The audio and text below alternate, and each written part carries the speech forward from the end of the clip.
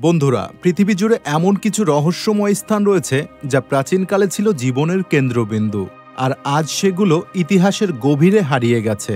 আজ আমরা আবিষ্কার করব এমন 10টি বিস্ময়কর স্থান যা একসময় ছিল সভ্যতার মূল স্তম্ভ। চলুন এই রহস্যময় যাত্রা শুরু করি। তুরস্কের মদিনা প্রদেশে অবস্থিত দারা এক প্রাচীন গুহা শহর, যা ছিল এক বিশাল সামরিক দুর্গ। রোমান সম্রাট আনাস্তাসিয়াস প্রায় 1500 বছর আগে এটি তৈরি করেছিলেন। তবে এই শহরের সবচেয়ে চমকপ্রদ দিক হল এটি পাথর কেটে গড়ে উঠেছে। পুরো শহরটাই মাটি ও পাথরের মধ্যে মিশে গেছে। দারা শুধু একটি দুর্গ নয়, এটি ছিল একটি সম্পূর্ণ শহর, যেখানে গির্জা, বাজার এবং ঘরবাড়ি ছিল। কল্পনা করুন, পাথরের গুহার মধ্যে ঘর তৈরি হয়েছে। এ যেন এক অদ্ভুত এবং রহস্যময় জীবনযাপন। এছাড়াও শহরে ছিল একটি অবিশ্বাস্য পানির চ্যানেল, যা প্রাচীন প্রযুক্তিতে নির্মিত। এই পানি ব্যবস্থার মাধ্যমে তারা পুরো শহরকে পানি সরবরাহ করত। গুহার মধ্যে এত সুন্দরভাবে পরিকল্পিত জীবন, এটি সত্যি যেন এক অবাক করা বিষয়।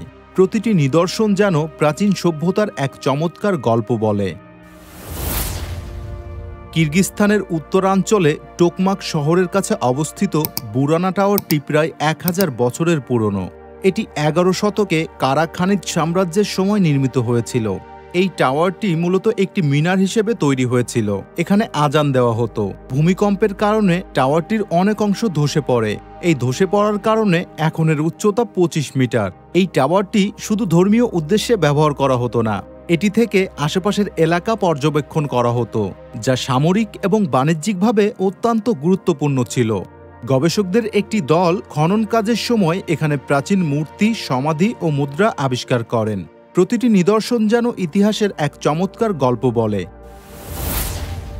পুয়েবলো বনিতো নিউ মেক্সিকোর চাকো ক্যানিয়নে অবস্থিত, যা প্রাচীন আনাসাজি বা চাকোয়ান সভ্যতার একটি বড় কেন্দ্র। এটি 900 থেকে 1150 খ্রিস্টাব্দের মধ্যে বসবাসের জন্য পরিচিত ছিল।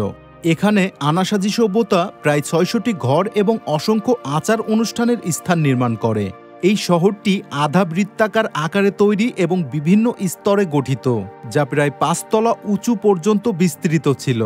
এই শহরটি পাথর ও মাটির ব্যবহার করে পরিকল্পিতভাবে নির্মিত হয়েছিল। চাকোয়ানরা দক্ষ স্থপতি এবং কৃষক ছিলেন। তারা ধর্মীয় আচার অনুষ্ঠানের মাধ্যমে নিজেদের সংস্কৃতিকে গভীরভাবে প্রভাবিত করতেন। পুয়েবলো বনিতোতে এমন কিছু ঘর ছিল যা বিশেষভাবে আচার অনুষ্ঠানের জন্য ব্যবহার করা হতো, যেখানে গোপন সভা এবং ধর্মীয় অনুষ্ঠান অনুষ্ঠিত হতো। কিছু গবেষক মনে করেন এখানে শুধুমাত্র স্থানীয় মানুষ নয়, বরং অন্যান্য অঞ্চল থেকে আসা লোকজনও বসবাস করত। হাসান টাওয়ার মরক্কোর রাজধানী রাবাতে অবস্থিত। এটি আয়াস নদীর তীরে দাঁড়িয়ে আছে, যেখানে একসময় বিশাল মসজিদের পরিকল্পনা করা হয়েছিল। আজও এটি রাবাতের অন্যতম প্রধান আকর্ষণ এবং ইতিহাসের প্রতীক। 1195 সালে শাসক ইয়াকুব আল মনসুর এই বিশাল মিনার এবং মসজিদ তৈরির কাজ শুরু করেন।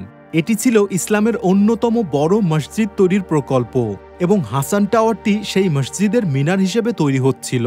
এই টাওয়ারটি প্রায় 86 মিটার লম্বা হওয়ার কথা ছিল, তবে ইয়াকুব আল মনসুরের মৃত্যুতে নির্মাণ কাজ বন্ধ হয়ে যায়। বর্তমানে টাওয়ারটির উচ্চতা 44 মিটার। এই হাসান টাওয়ারটি লাল বেলে পাথর দিয়ে তৈরি। টাওয়ারের শীর্ষে মাকসুরা সাদ স্থাপন করার কথা ছিল, তবে অসমাপ্ত থাকায় এটি আজও এক রহস্যময় দৃশ্য তৈরি করে। শুধু তাই নয়, টাওয়ারের পাশাপাশি মসজিদের প্রায় 200টি স্তম্ভ এখনও এখানে দাঁড়িয়ে আছে, যা প্রাচীন মসজিদের বিশালতা বুঝতে সাহায্য করে। সৌদি আরবের হেজাজ অঞ্চলে অবস্থিত মাদাইন সালে এই জায়গাটি ঐতিহাসিক স্থানের মধ্যে অন্যতম। এখানে রয়েছে কাসর আল ফারিদ, যা আসলে লিহিয়ানের পুত্রের সমাধি। প্রায় 2000 বছর আগে নাবাতিয়ান সভ্যতা এই বিশাল সমাধি পাথর খোদাই করে তৈরি করেছিল। যদিও এর নাম একা প্রাসাদ, তবে কখনোই এটি প্রাসাদ হিসেবে ব্যবহৃত হয়নি। এটা আসলে একটা সমাধি। প্রায় 16 মিটার লম্বা এই স্থাপত্য, যার খোদাই করা দরজা আর পিলার নাবাতিয়ানদের স্থাপত্যের নিখুঁত দক্ষতা প্রকাশ করে। এই নাবাতিয়ানরা ছিল আরব বণিক ও স্থপতি, যারা পেত্রা ও মাদাইন সালেহের মতো বিস্ময়কর শহর নির্মাণ করেছিল। তবে লিহিয়ানের পুত্রের সমাধির প্রকৃত উদ্দেশ্য এবং এর মধ্যে সমাহিত ব্যক্তির পরিচয় আজও রহস্যময়। হাসান কেইফ তুরস্কের দক্ষিণ পূর্ব অঞ্চলে টাইগ্রিস নদীর তীরে অবস্থিত একটি প্রাচীন শহর। এটি প্রায় 12,000 বছরের ইতিহাস নিয়ে প্রাচীন বাণিজ্যিক এবং সাংস্কৃতিক কেন্দ্র হিসেবে খ্যাত ছিল। মধ্যযুগে এই শহরটি ইসলামিক স্থাপত্যের একটি গুরুত্বপূর্ণ কেন্দ্র হয়ে ওঠে, যেখানে উসমানীয় এবং সেলজুক শাসকরা প্রভাব বিস্তার করত। হাসান কেইফের অসাধারণ স্থাপত্যের মধ্যে গুহা, মসজিদ এবং প্রাসাদের নিদর্শন দেখা যায়।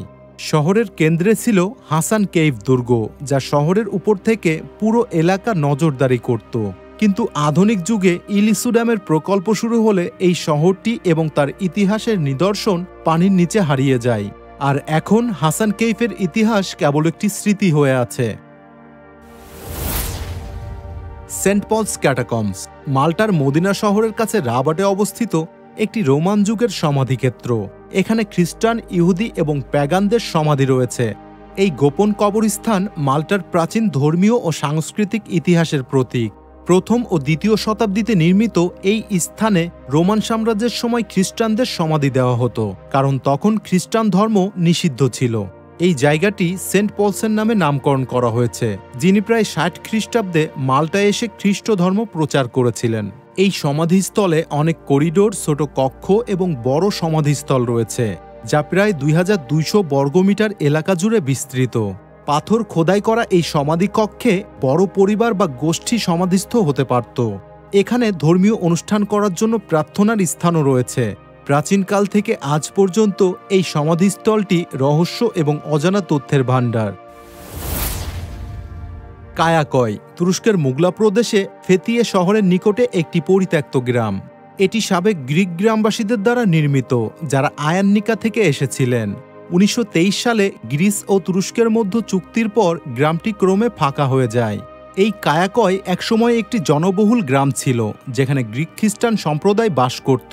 তবে 1924 সালে তুরস্কের নতুন সরকারের নীতির কারণে গ্রিক জনগণের উচ্ছেদ শুরু হলে গ্রামটির অধিবাসীরা সেখানে থাকতে পারেনি। এই উচ্ছেদের ফলে কায়াকয় ধীরে ধীরে জনশূন্য হয়ে যায়। এখানে প্রায় 300টিরও বেশি ধ্বংসপ্রাপ্ত ভবন রয়েছে, যার মধ্যে রয়েছে বাড়ি, স্কুল, গির্জা এবং একটি বিশাল পরিত্যক্ত উপাসনালয়। এখানে অধিকাংশ বাড়ি পাথর এবং কাদামাটি দিয়ে তৈরি, যা গ্রামের স্থাপত্যের অনন্যতা প্রকাশ করে। বর্তমানে কায়াকয়কে অনেকেই জিনেদের শহর বলে মনে করেন, কারণ এখানে রহস্যময়তার আবহ রয়েছে। মাউন্ট নেমরুদ তুরস্কের আদিয়ামান প্রদেশে 2134 মিটার উচ্চতায় অবস্থিত। এটি ইউনেস্কোর বিশ্ব ঐতিহ্যবাহী স্থান হিসেবে স্বীকৃত, যেখানে বিশাল আকারের প্রাচীন মূর্তি এবং একটি রাজকীয় সমাধি রয়েছে। এই মাউন্ট নেমরুদ সম্রাট অ্যান্টিওকাসের স্মৃতির জন্য নির্মিত হয়, যিনি সেলিউসিড রাজবংশের সদস্য ছিলেন।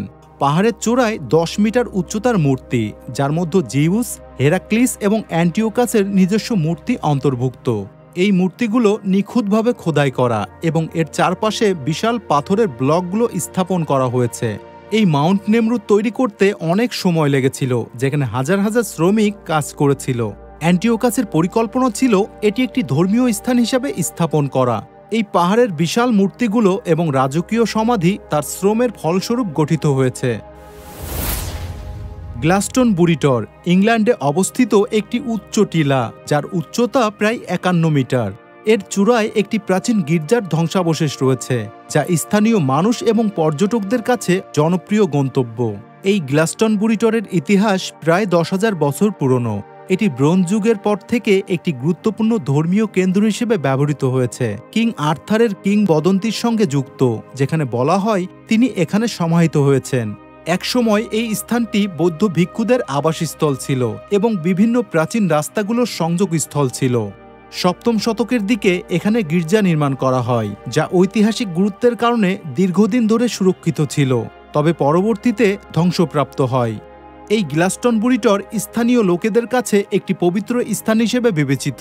তারা মনে করেন টরের নিচে কিং আর্থার এবং তার স্ত্রীর সমাধি রয়েছে।